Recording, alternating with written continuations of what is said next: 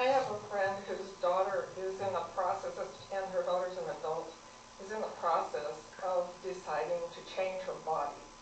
She was one sex born and felt that that sex was wrong and is now changing her body.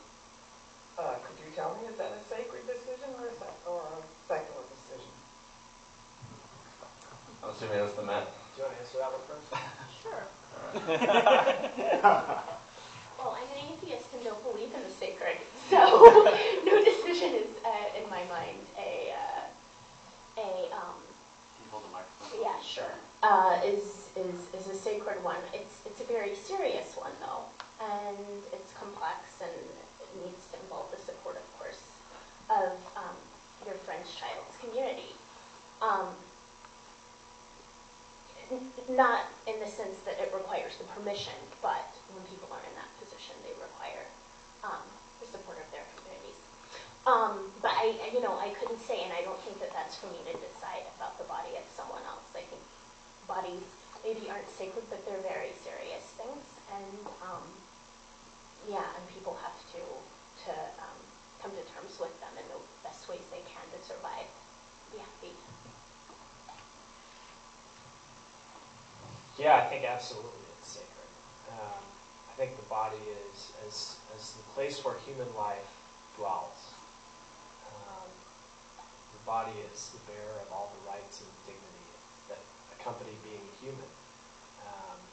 You both hold the microphone locally. Absolutely. Sorry.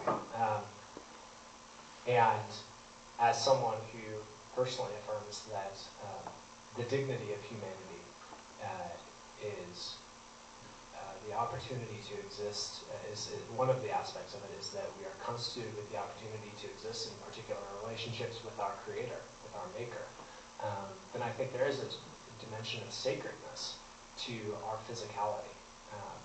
Part of the reason why I care about sexuality so much is because I think it's so good. This is one of the arguments that I've tried to make. I think the body is undeniably good. In fact, I think it's so ridiculously, just astonishingly good that it has to be handled with an enormous amount of care.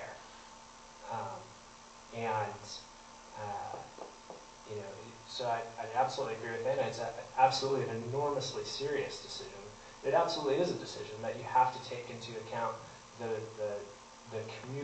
community around the person, because our bodies don't exist in isolation. This is partly where I think I disagree with Anna, in that it's not just an individual decision, because our bodies, we're not autonomous individuals in the sense that what I do with my body has no bearing on what anyone else does with their bodies.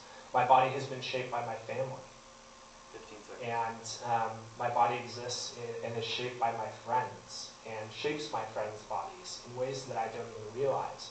And so I think you absolutely have to acknowledge the role that community plays in our understanding of our bodies and in the life of the